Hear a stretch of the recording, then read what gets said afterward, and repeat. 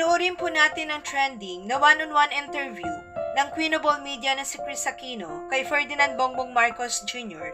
noong 1995. Pero bago po ang ating video, huwag pong kakalimutan mag-subscribe sa ating channel at pindutin ang notification bell para lagi po kayo updated sa ating mga balita.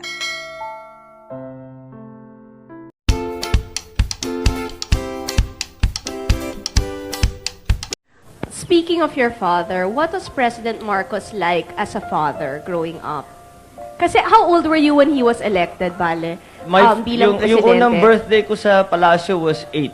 8 years old. Oh. So, actually, all of your teenage years? All of my teenage years and... Including your 20s? Most of my 20s. Oo. Yeah, mga 28 na kami nung umalis. So, that was a long, long time. Yeah, Was he a disciplinarian? Well, hindi naman sa disciplinarian in the sense that he would make very clear kung anong hinahanap niya sa inyo, what he expects from you, and he would make it very clear if you did not live up to the standards that he put, that medyo masama ang loob niya sa iyo. In terms of actual pure discipline, yung pumapalo or something like that, hindi naman gano. Ang mommy mo? Mami ko, mas lalong Yes. hindi. Masyadong mabait yun. She cannot even, she would just, siguro pag hindi na niya matiis yung frustration niya, iiyak na lang yun. Pero in terms of actual beating, as the Yes. English call it, I was beaten more in my school in England than I ever was by my parents. But when you were studying here, nasa Lasal ka, di ba? Lasal Green Hills, yes. How was it? Was it a problem dahil marami kang bodyguards? Were the other boys medyo aloof ba sila sa'yo? Well, I'm sure nadaanan mo rin yun. Of course. Hindi, pero ako high school na, so medyo sabagay. iba na yung ano doon. Kasi kung bata naman, yung mga ganong edad, hindi pa masyadong naiisip. Natutuwa lang sila. May mga baril ba yan? May mga yan lang naman ang tinatanong. But madaling makalimutan yan. Basta't mga bata, nakikita mo, magsasama-sama, maglalaro yan. So it wasn't really a problem. And when it would have been a problem in high school, I had already left. So I was in England. Hindi na masyado yung security nakikita. Nung when you were growing up, did you have children's parties sa Malacanang? Oh, madalas. In fact, yung mga children's parties namin, yung mga party namin mga magkakapatid, doon na ginagawa sa palasyo because we would invite a lot of people. They would have performers and things like that. We'd have great parties in the palace. All your life kasi, Bale, both parents are very active in politics. Do you think that is what has led you to go into this kind of life? Oh, hindi mo maiiwasan. There is no way. The only way you can explain my having entered politics is definitely because of how my father really that he even said it in his when he was still alive that he would say, I have committed not only myself to the work that I have done. I have not committed only my person, but my wife and my family too. And the time will come when you will find that you have no choice. Not to enter politics, but perhaps in the positions, in the kind of causes that we would champion. So, matagal na talagang alam na namin na kahit papano, yung ginawa ng aming ama will affect us for the rest of our lives, in whatever fashion. So, and it's turning out to be true, because how can something that dominant be suddenly just go away? So kahit na ngayon ilang taon na ito, we're still feeling the effects of what my father did, and I have no doubt to the day I die I will be feeling those effects. You're the middle child ba? I am the middle child, yes. How is it? Kasi ako youngest so medyo nabe-baby talaga ako. Ikaw middle child, only boy pa. Siguro, I don't know. It never felt Dominating bang ate si Aimee? Hindi naman. Ate. She was a proper ate. Tinuturuan kami. Halimbawa, nung bata pa kami, nung una kaming dumating lalo sa England dahil hindi kami marunong. Bakit kayo pinadala sa England? Mostly security. Yes. Madami kaming problema sa security dahil ako, maraming Anong mga year kidnap na when you threat. went to England, I Bale? left for England in 1969. My first, 70. 70 was my first year there. And then, you stayed there until when? I stayed there for almost 10 years until until I left for University of Pennsylvania. Nag-Wharton ka, di Yeah, ba? that's when I went to Wharton. Yeah. Do you feel na those 10 years helped you a lot? Kasi at least, medyo ordinaryo kang citizen. Malaking bagay dahil in fact that was one of the reasons, no, that my father. But of course he would have preferred na dito kami nakatira sa Maynila. How did you keep in touch with what was going on dito? It Kasi wasn't. syempre when martial law was declared, you were abroad. It wasn't easy. I was when martial law was declared, we had expected something dramatic to Yes. happen. Because marami ng beses na my dad would say that this is a real problem. We may have to do this. We may have to do that. But in general, how did we keep up? My parents would send us newspaper clippings. We would call. We would write. In my school in England, there was you had to write one letter to your parents every week. Talaga. So that it was actually a good thing because iba yung tawag iba yung sulat hinahawakan mo and you can read it again and again. And it really taught I think both sides, including my parents, the habit of writing. So they would send us the news nung nauso na yung videotape, magpapadala ng videotape. So that they would try, but inevitably pag uwi mo rito, maraming nangyari na hindi mo na namalayan. So you just have to catch up. Medyo let's go naman dun sa lighter side. Ang first girlfriend mo ba, since you were in England, British ba siya? Ay, naku, nung nasa England ako, wala akong panahon, hindi kami pinapalabas ng eskwelahan. They would let me out. I would be in school for, isang semester namin was 3 months. Sa 3 buwan, I would be able to sleep one night outside of school. Yun lang. Yun lang. And every month, I could spend one Sunday out of school. So when you'd make ligaw, dito na. dito na siguro sa Pilipinas. Kasi dito, doon, halos di ka, kahit yung mga restaurant, yung mga bar, di ka makapasok, yung mga nightclub. Dito, hindi masyadong stricto, kahit basta't may kasama kang may edad, they will let you in. Do you feel na a lot of the girls were fawning over you na pinagkakaguluhan ka dahil Bongbong Marcos ka? Or do you think it's your charming personality? I don't know. I don't know that they were fawning over me to begin with. I don't know kung bakit lahat ng tao, ang kanilang impression sa akin are that the women were fawning over me. Believe me, there were times kung I would be calling, trying to get a date, and I couldn't get a date. Why suddenly this image of women fawning all over me? But I don't know. I think yung you tell me if I'm right. Yung pagganak ng presidente, that last mga 5-10 minutes, unless may complex na talaga yung tao, yung talagang galit sa'yo dahil anak ka ng presidente, wala ka na magagawa. But karamihan naman ng mga tao, pagka nakausap mo na, after 5-10 minutes, wala na, that's over. Except for the fact that you're surrounded by Would armed... anybody have the guts to say na, oy, pare, galit ako sa'yo, bakit ganyan naman ang mga magulang mo? Would they dare do that to you? Hindi naman. Meron, magkikriticize sila pero hindi yung galit ako sa'yo. Sasabihin, bakit naman ganyan? Alam mo yung tao, hindi ganyan dapat, hindi tama ang ginagawa, hindi ganyan ang tingin sa ginagawa ninyo, etc., etc. So, inevitably, that would happen. Kasi naman, if you have good friends, they will tell you what they believe to be the best. Pagka naman sa tingin nila, it's a criticism that is not merely not mischievous or naninira lang, then that's valid and you just accept it. How would you react about the criticism hurled at your parents through the press and through the mass media? But before 64 when he was Senate President, wala kaming narinig kundi oust Senate President Marcos every day. I remember that. So we've been used to this kind of thing, no? And kahit papano, if you're in politics, there's no way around it. Wala ka namang magagawa na lahat masaya eh. Merong magkikriticize kahit ano pang gawin mo. So you just have to take it as it comes. And as I said, keep your mind open. And kung talagang it is a constructive criticism, then sige, makinig ka. But you also have to not take it all to heart. Because kung minsan, etong mga nagsasalita ng pinipintasan kayo, is not because they really believe that, dahil kalabang mo eh. Siyempre. Ano pa naman gagawin nila? Alam nga naman na pupuriin ka. So, it is part of their job. So, you just have to trabaho lang. Ganyan lang naman talaga. Bong, how many % of your father's ideology did you believe in? Meron ba times na sasabihin mo, hindi ganyan eh. Ito yung pananaw ko. Lalo na, I guess, when it came to youth affairs. Well, I think it came after it so happened that when all this turmoil was going on here, I was in England studying one of the subjects I was studying was political science. And many times, especially when it is explained to you in a very idealistic way as it is in school, sasabihin ko, di kung ganun, bakit yung sa amin ganito? And uuwi ako, Dad, explain mo nga sa akin ito. And we would argue.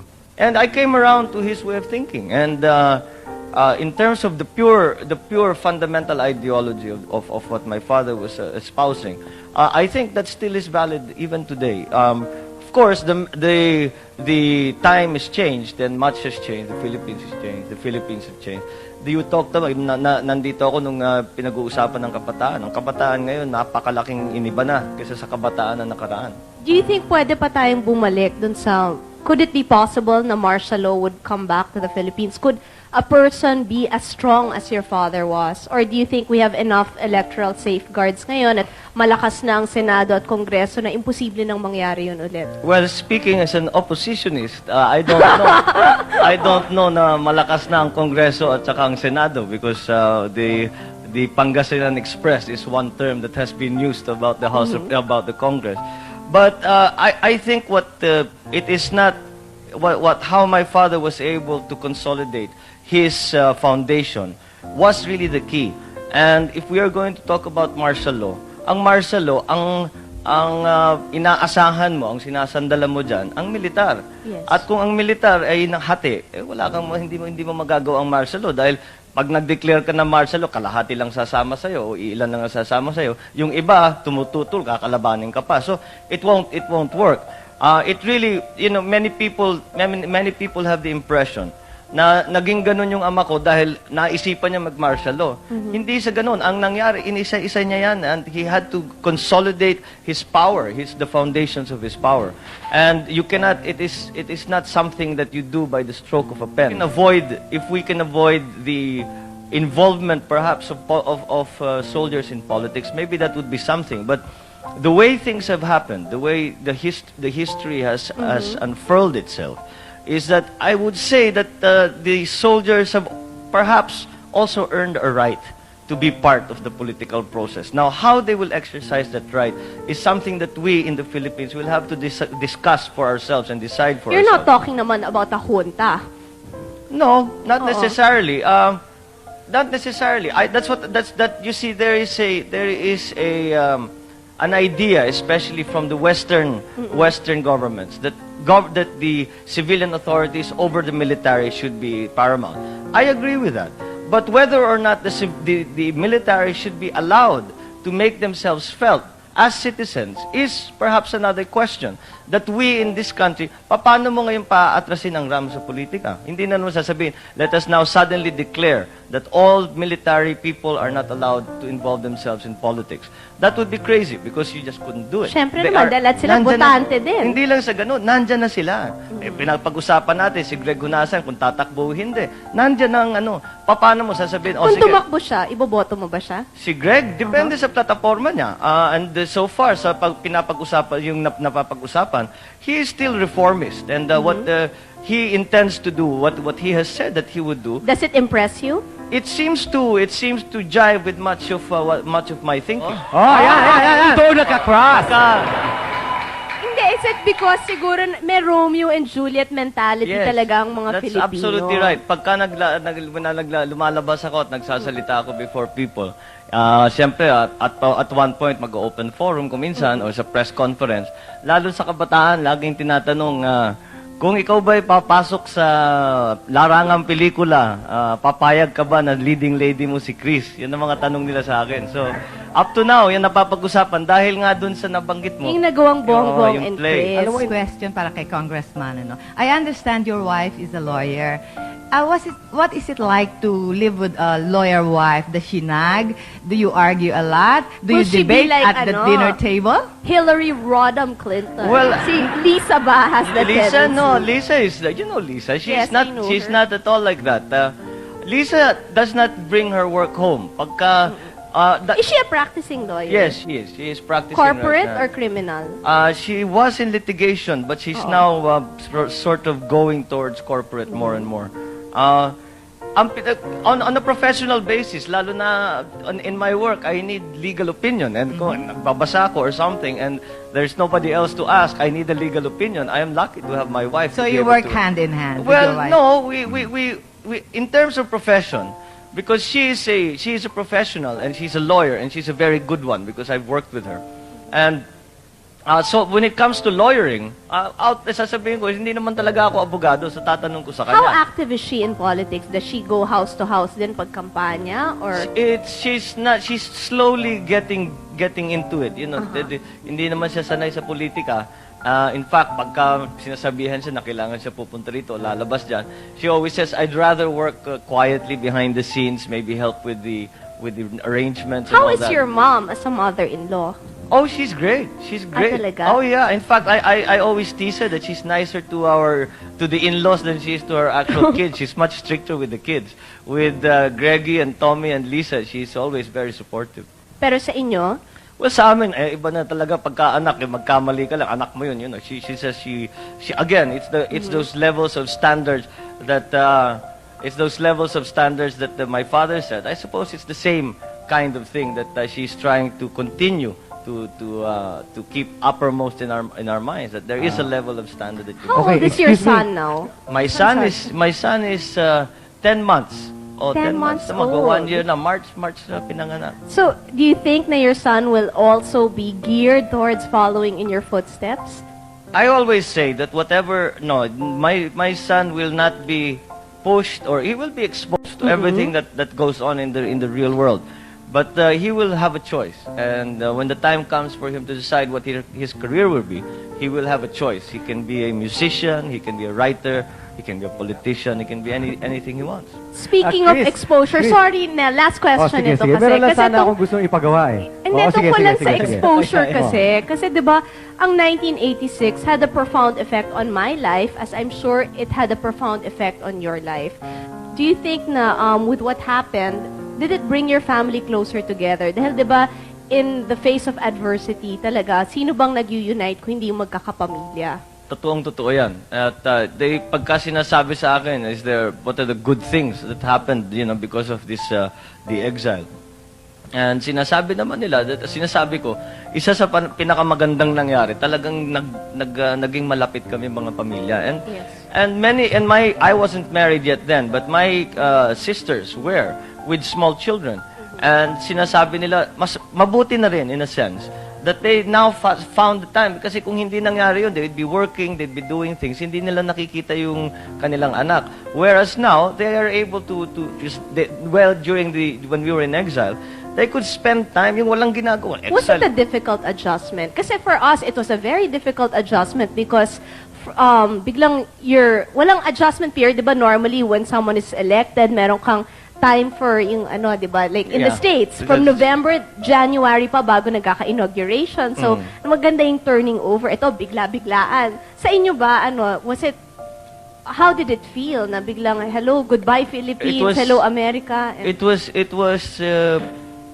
It was shocking. In the pure sense, you were Nalaman mo ba kung sino yung mga tunay na kaibigan? Oo. They say that's what normally happens. Well, talagang makikita mo talaga kung Marami sino ba yung talagang didikit o hindi. balimbing, Bong?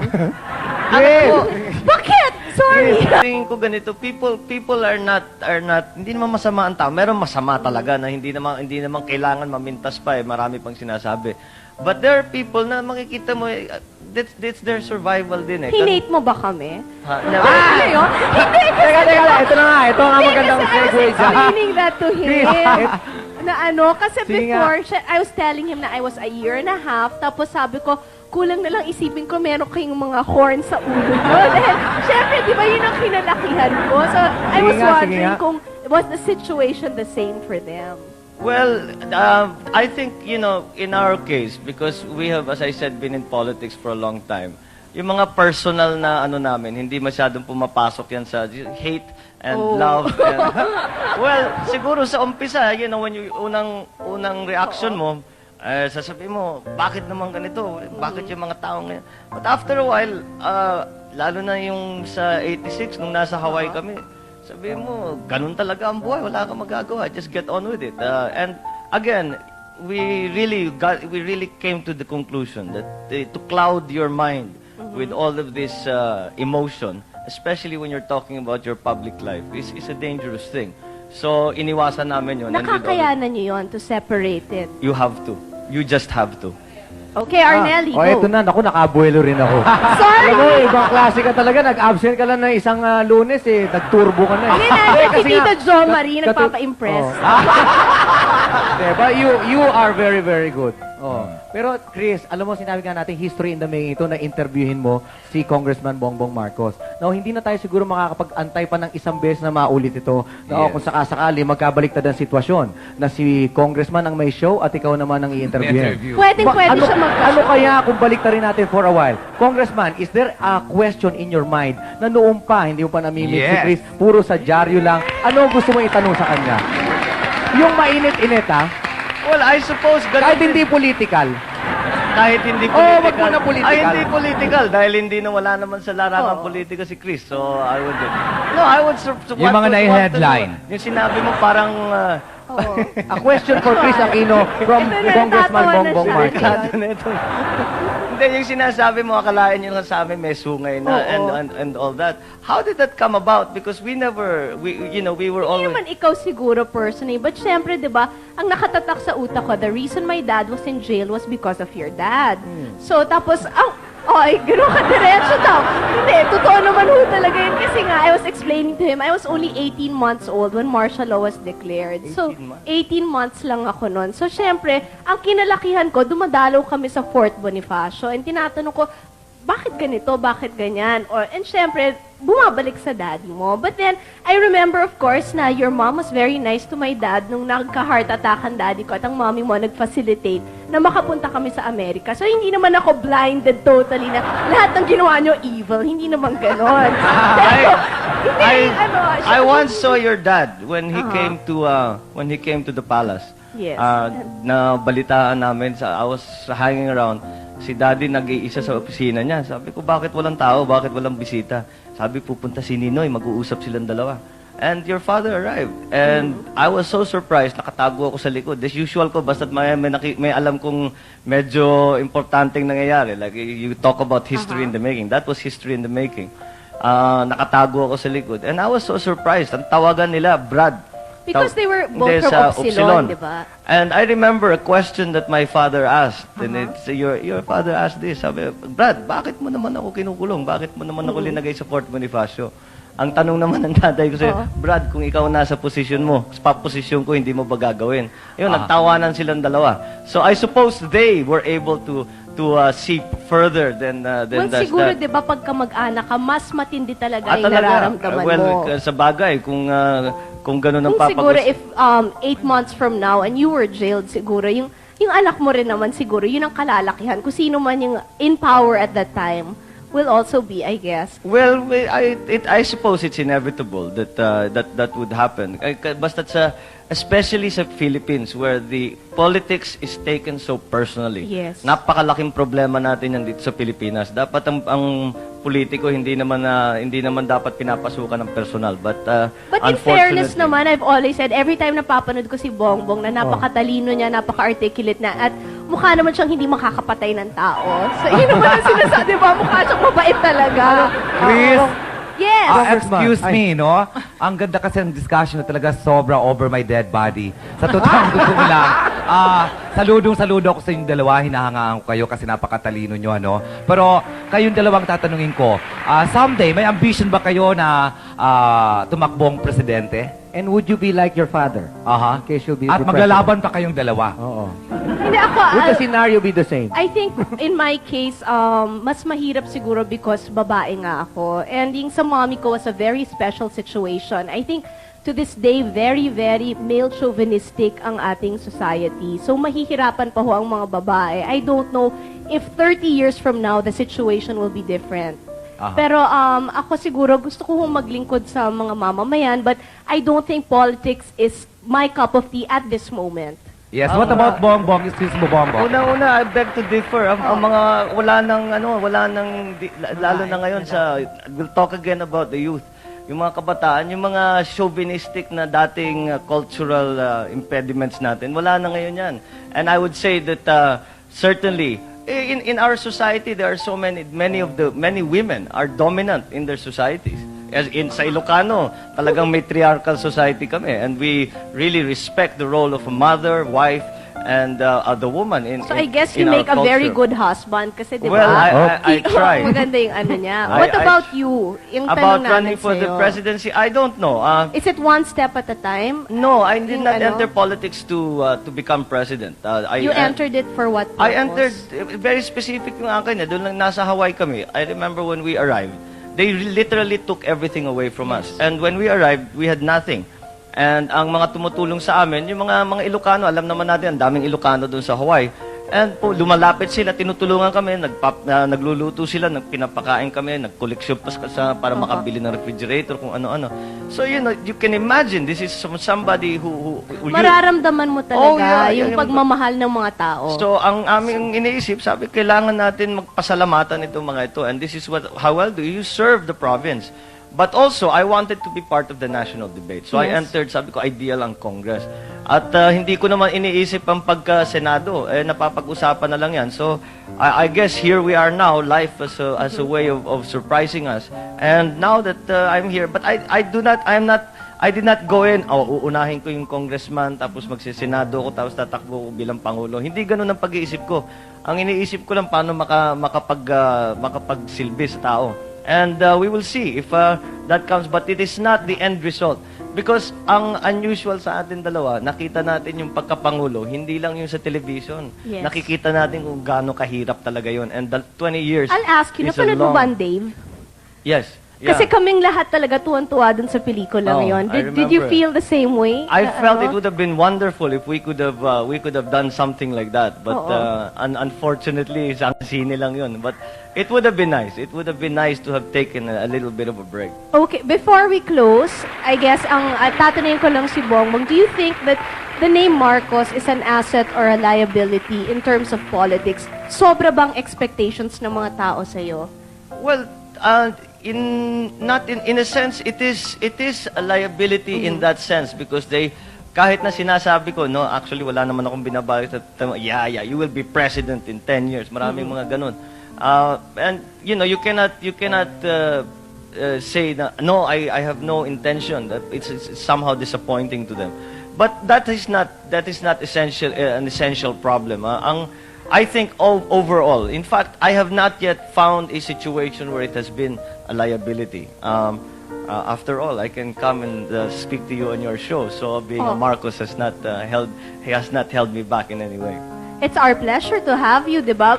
Would you like to leave a message since nationwide napapanood tayo ngayon? Lalong-lalo na siguro sa constituents mo sa Well, Ilocos. lalo na ngayon na napapag-usapan natin ng mga kabataan, I would just like to... You feel you're still part of the youth? well, maybe I'm... Pwede pa, di ba? Kasi under 39. Hirap na, namimilit na.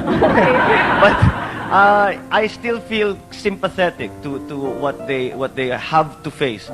And kung kagaya ng sabi ko, napapag-usapan ng kabataan, I would like first of all to congratulate all the delegates for the good work that they did with the Pope's visit.